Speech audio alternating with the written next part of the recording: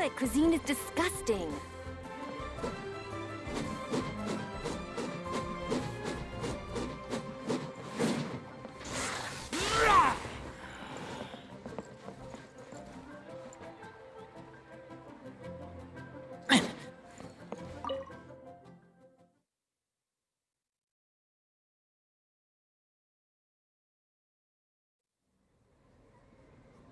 You call this cooperation between Harbingers? Cooperation involves communication, you know. Don't take it to heart, child. Besides, aren't you happy that you got to skip the formalities and bring chaos to the land? I'm sure you must have enjoyed that. Oh, it seems that some of your friends have arrived. Hey, it's Zhongli and Child. And... you! You're also one of the Harbingers? It's you two. I believe we've met once before. In the City of Bards, was it? I'm glad you still remember my name. Ah, right. I imagine that it must have been rather hard to forget watching helplessly as something precious was snatched away from your friend. Well, if it isn't you two. This is our first time seeing each other since Liyue was nearly wiped off the map. This is certainly a bit awkward, wouldn't you say? Paimon knew that we should never have trusted a Fatui Harbinger. Oh, now don't say that. Sure, I may have misled you, but I never had anything against you personally. Besides, I thought we were getting along quite well together, didn't you? Except for that little tussle we had at the end. Nothing personal. We just have different views, that's all. Of course, you may very well hold this against me, but that's up to you. The real deceivers here are Senora and Zhongli. Curse them for leading me on. So actually, I think... Stop wasting time, child. There'll be plenty of time to chat once I'm through here. You remember the agreement, Morax. Now, if you would be so kind. The Gnosis. What in the world are you talking about? The contract is fulfilled. That which thou seeketh is now bestowed unto thee. For my promise is solid as stone.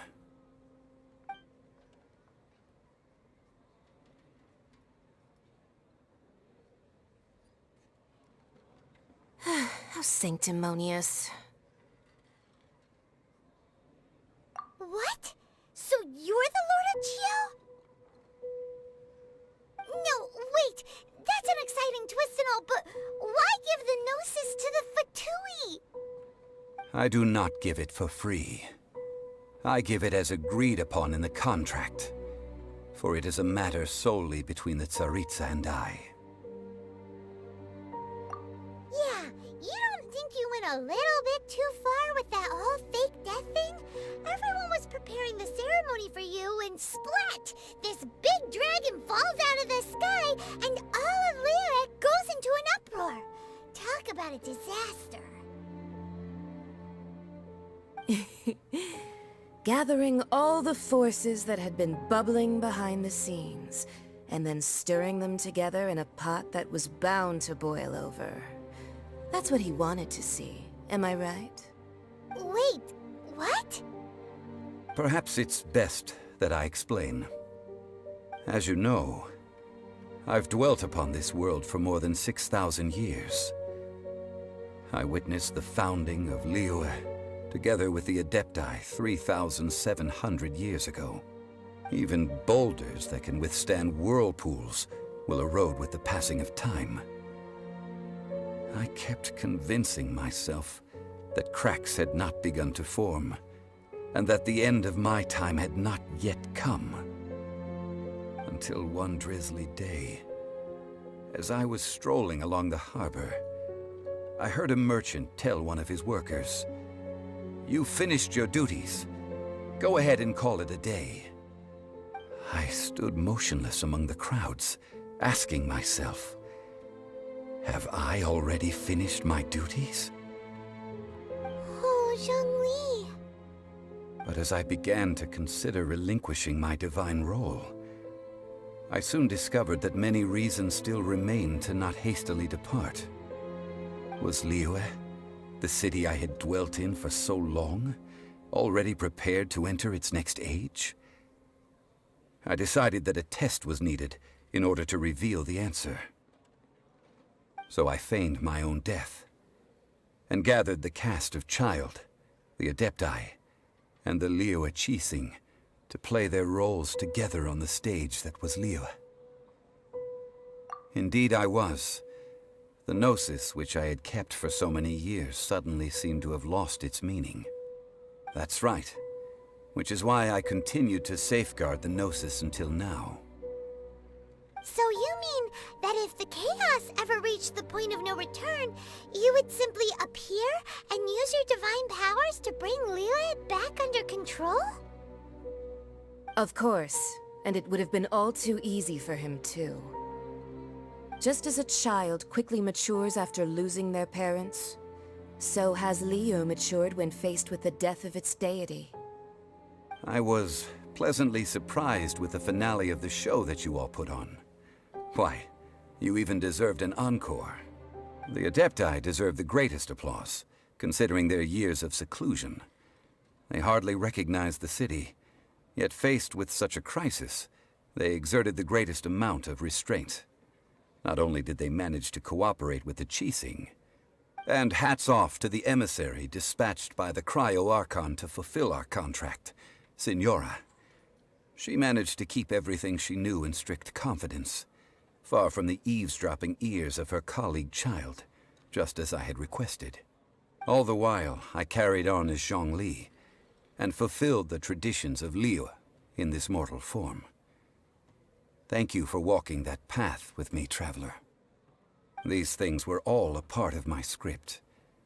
The only unforeseen plot twist was the conduct of the Liyue Qixing.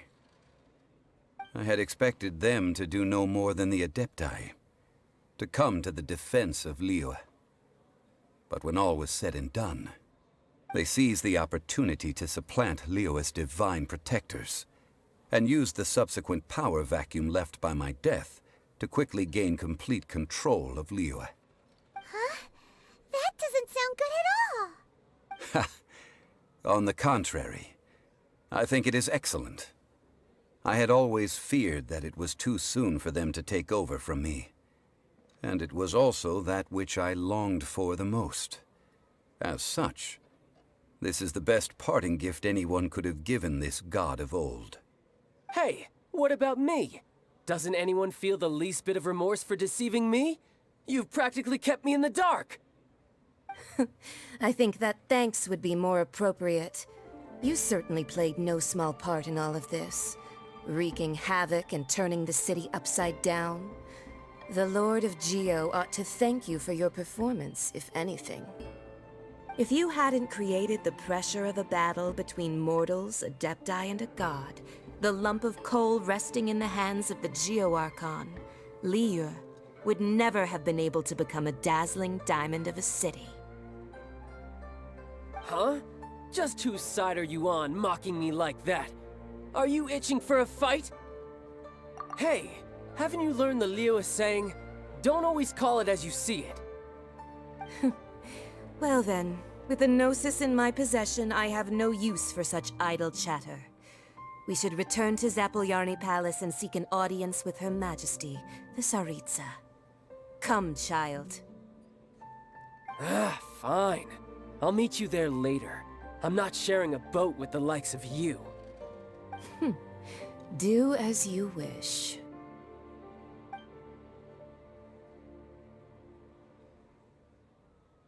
Now then, is there anything else you wish to ask me? Right! As Zhongli always told us, a good trade is a fair trade. Paimon has no idea what could be a good trade for a Gnosis. Realistically speaking, there is no such thing. Huh? However, I am the god of contracts. For thousands of years, I have made countless contracts. If the deal was of no benefit, then I certainly would not be inclined to agree to it.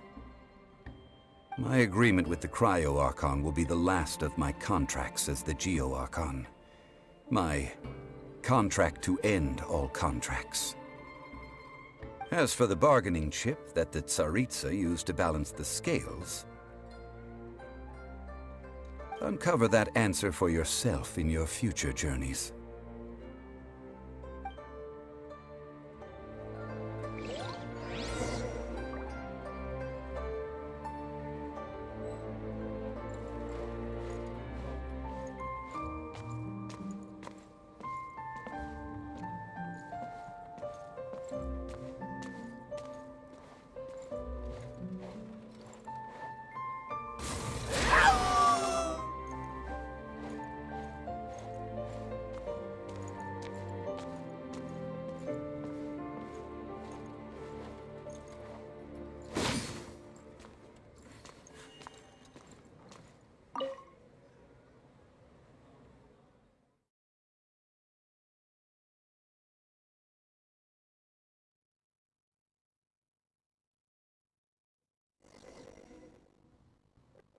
Today's the day of the right recording.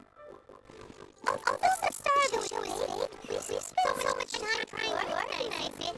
It'd be a real shame not to be there now.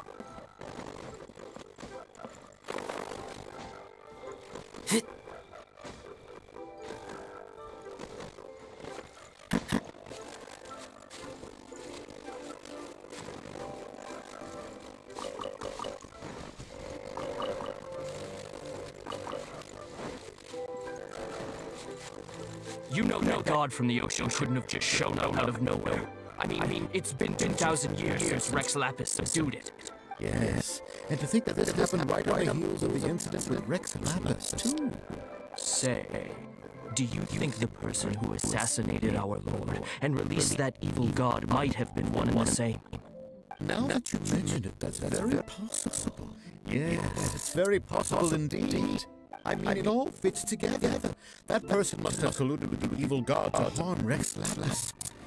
That wicked black-hearted scoundrel. Still, what sort of supernatural prowess must this person possess to be able to do such things? I have never heard of such a person in all my years. Forget it. Guessing's no use to us. Look, the Millilith over there looks like he's about to make an announcement. Let's hear what the Ministry of Civil Affairs has to say first.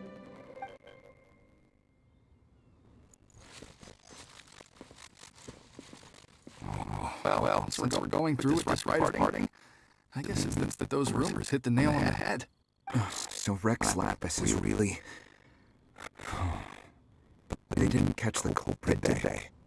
Oh, come on. Do you think that the assassin could have been a normal person? You know what I think? I don't think any of the gossip on the streets you hear from shady types is worth anything. There's only one real possibility in my mind. I've heard that the assassin was that Fatui fellow. Yeah, he's pretty high in rank.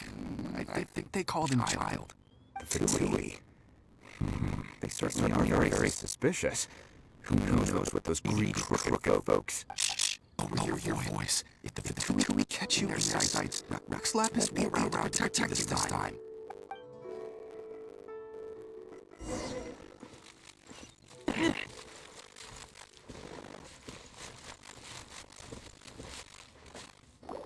Hear ye all! The Chihuahua dragon soars, ageless as the mountains. It too must turn to dust. This is common knowledge. Gods and Adepti live glorious lives, but both light and shadow have their season. So too must they face divinely appointed trials. Rumors and hearsay abound on the streets that Rex Lapis was murdered. Now, let the truth be revealed. Having been thwarted in his trial, Rex Lapis's soul has recouped the celestial heights. He beseeches the people of Lear to grieve not, and to let not their hearts be saddened. Nor are they to believe street rumors, or indulge in base speculation.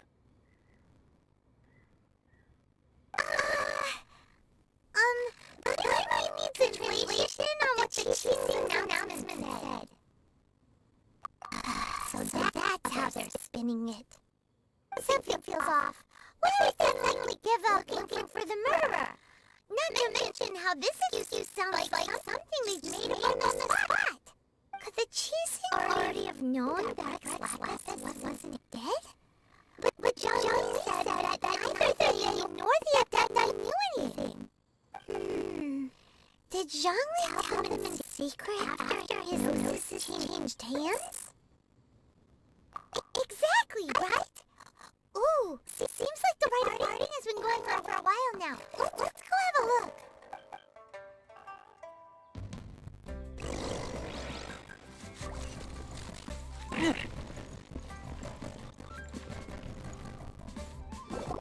Look, Ding Dong Dong and Kuching. Are they saying something? Are there speeches over? As said previously, Rex Lapis' soul returning to the heavens is the end of the contract. And it is also the end of an era. 3,700 years of contracts burned and reduced to ash. We, the people of Liyue, were indeed prosperous, but blinded by our prosperity, we forgot that time can be pitiless. The long, unending dream of our Archon walking among us. Now that we have awoken from our dream, we must learn to say farewell. Will you stand with us as we re-establish our contracts? As we build a new age of So concludes the words of Her Eminence Genshin. Does Her Eminence the you have anything to add? Huh? Is she think this way? Traveler. Yikes! She really is looking away. Is that the traveler who they say defeated the ancient god? So young. The Cheesing always repay their debts. And as you have heard, our eyes see far and their reach is long.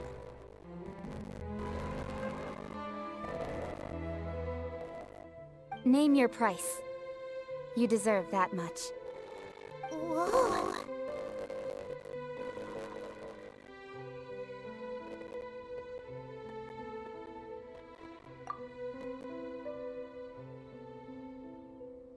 Well, could you help me put up some missing person posters?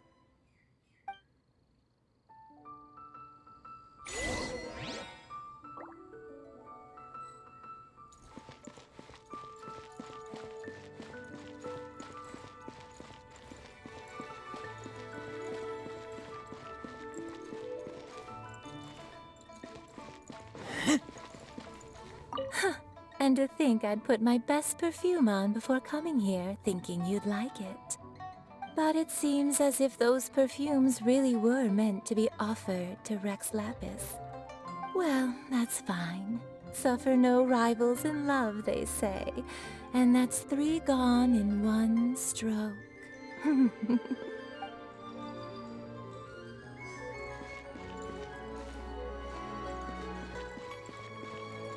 As for the mortals and adepti of Liyue, what shape shall our relationship take from now on?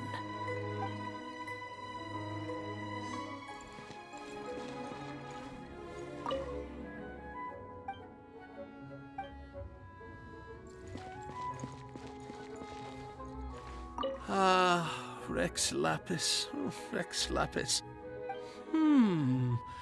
Now that I think about it, if everyone's of the same mind as me, perhaps mementos for Rex Lapis might be the best short-term business opportunity.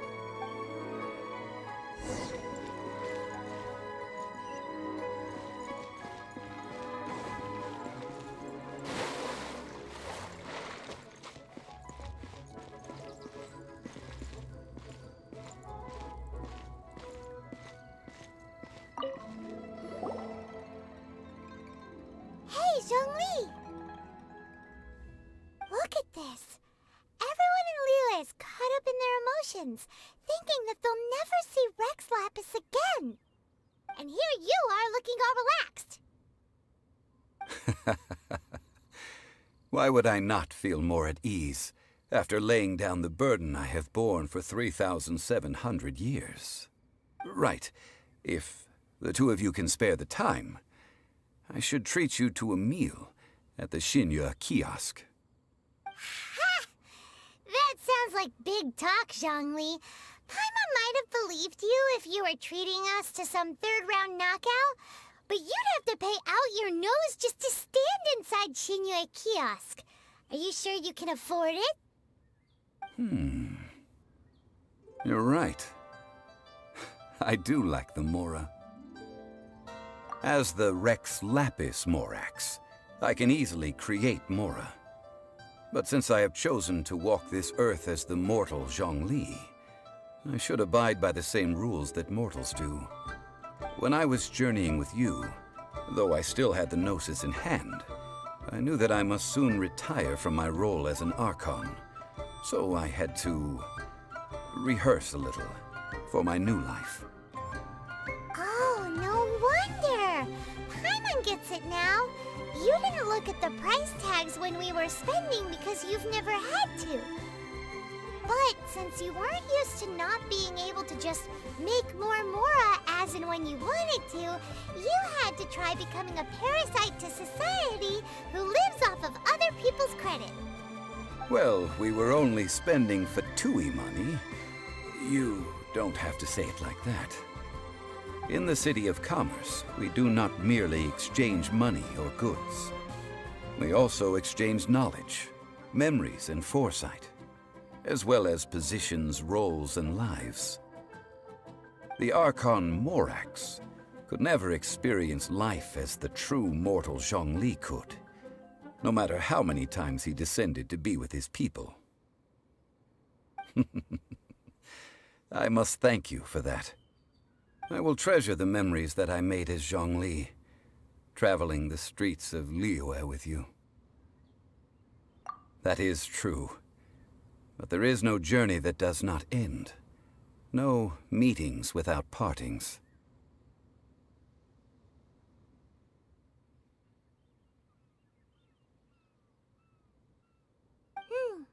Paimon thinks that we should make a move and continue our search for the Seven. I fear that continuing your journey may be difficult. The nation that neighbors Liyue by sea, Inazuma, is presently closed. The Electro-Archon Ball. And just as the people of Liyue preferred to call me Rex Lapis, she too goes by another name among locals in Inazuma. Paimon thinks we've heard that one before. Raiden? That is the case.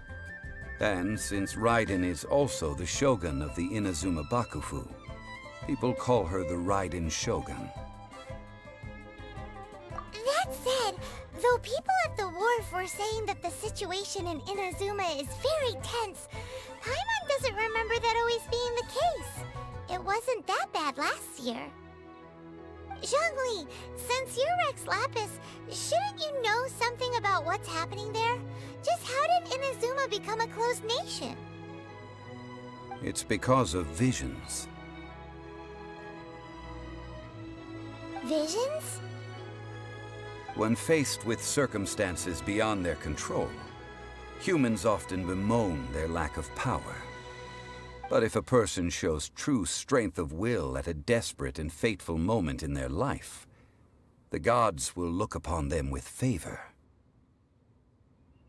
This is what visions are. Magical foci bestowed upon those who have been acknowledged by the gods. Uh-huh. That's how people in Teyvat see it. But starting from last year, the Raiden Shogun began promulgating the Vision Hunt Decree. Vision Hunt Decree? Yes.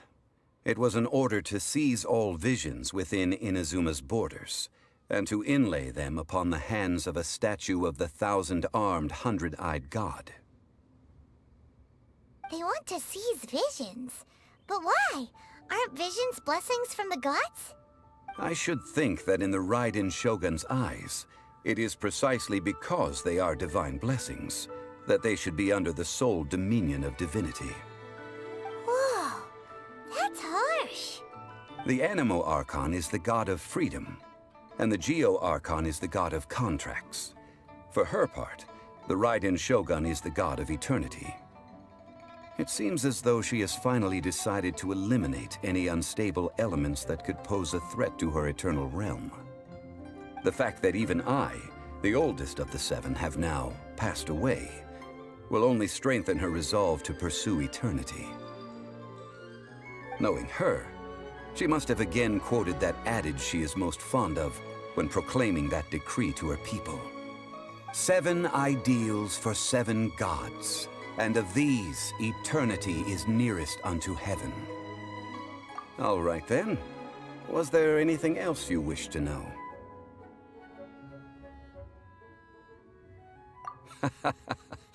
Ah, that was a good one. Failing a divine trial. How they came up with that excuse, I will never know. That said, the reason why the Qixing were so eager to resolve the incident and stop pursuing the culprit was indeed because they received news in secret that Rex Lapis was not dead. I hinted as much to the Adepti as well. How did I accomplish that, you ask?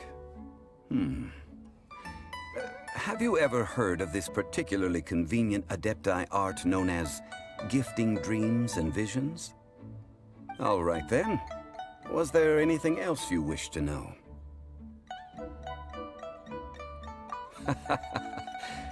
That said, I hinted as much to the How did I accomplish that? All right then.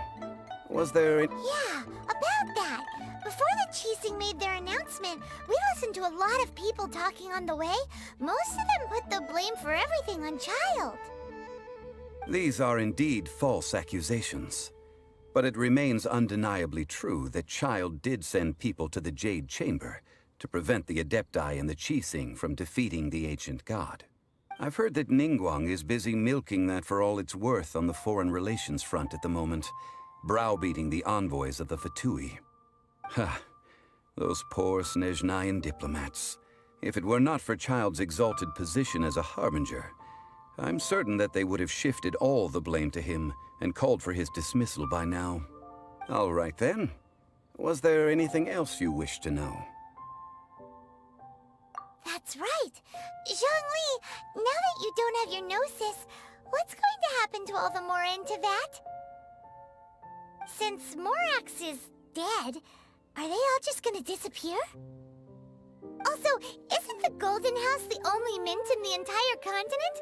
Will it even continue to work? The Mora present now will not vanish. But the Golden House will indeed have to cease operations for a lengthy period of time, since creating Mora requires the use of the Geo-Archon's power. This is terrible! We're all about to run out of Mora! The world is coming to an end!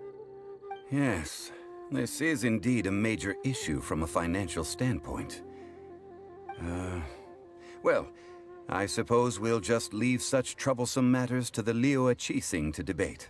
Then, did you at least set some private funds aside for yourself? Oh, a private fund. This does seem like a good, logical, common-sense idea. It's a shame. What's a shame? It's a shame that I didn't think of it at the time. All right then. Was there anything else you wish to know?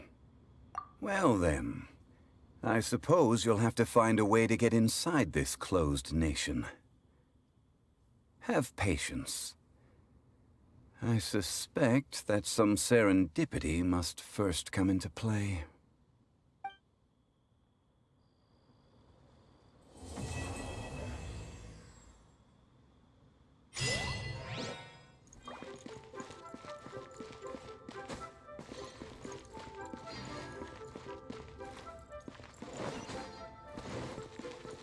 All right then. Was there anything else you wish to know? Well then,